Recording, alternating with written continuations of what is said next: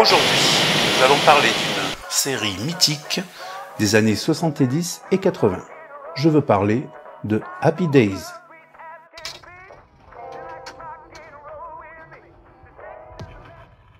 Sunday, Monday, happy days. Tuesday, Wednesday, happy days. Thursday, Friday, happy days. The weekend comes, my cycle hums, ready to race to you.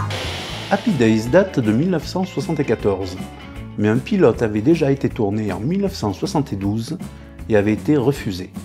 Et c'est a priori après avoir vu ce pilote que George Lucas choisit Ron Howard pour jouer dans son film American Graffiti, sorti en 1973.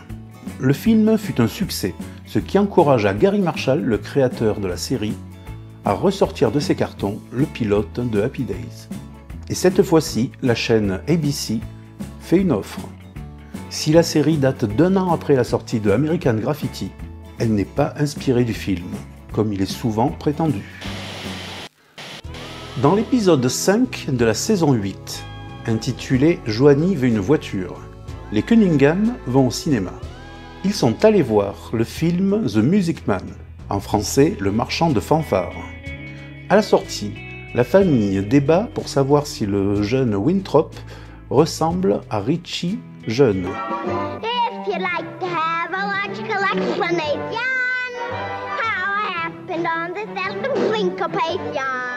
Et si la saison 8 date de 1980, le film, lui, date de 1962. Et au casting, dans le rôle de Winthrop Parou, on trouve un certain Ron Howard. Donc je crois que oui, on peut dire que le jeune Winthrop ressemble à Richie jeune. Arthur Herbert Fonzarelli, dit Fonzie, ou le Fonz, est au tout début de la série l'archétype du petit truand, du blouson noir, du loupard, du mauvais garçon. Bien que personnage secondaire, il devient très rapidement la vedette du show.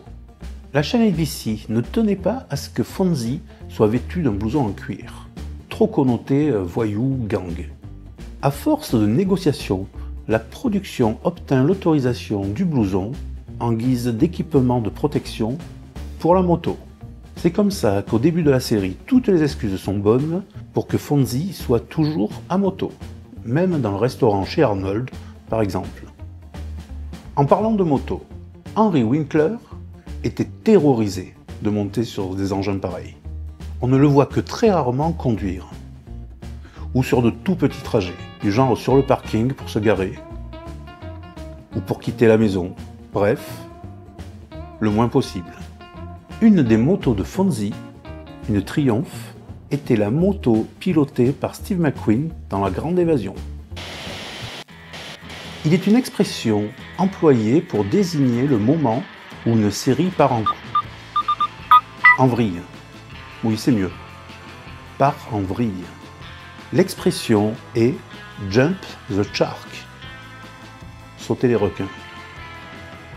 Comme par exemple au moment du départ de Grissom pour la série Les Experts.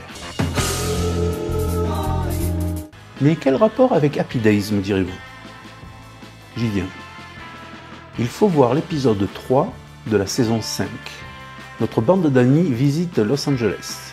Et suite à un défi, Fonzie se retrouve à devoir sauter par-dessus des requins en ski nautique.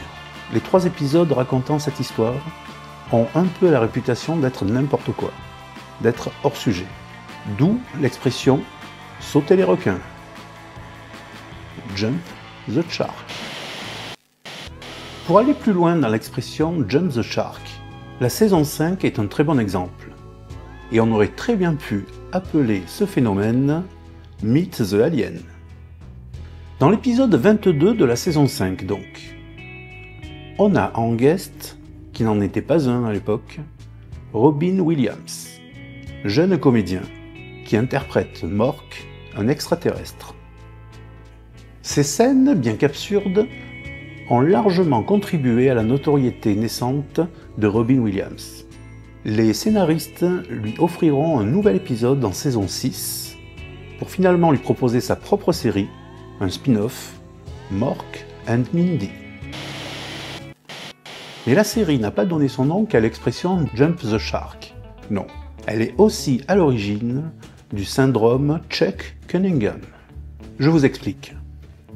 Lorsqu'un personnage devient encombrant, qu'on ne sait pas trop quoi en faire, les scénaristes le font disparaître. Soit par un accident de voiture, enfin, un truc du genre, un truc soudain, inopiné, inattendu. Bref, imparable. Or, ce n'est pas toujours le cas.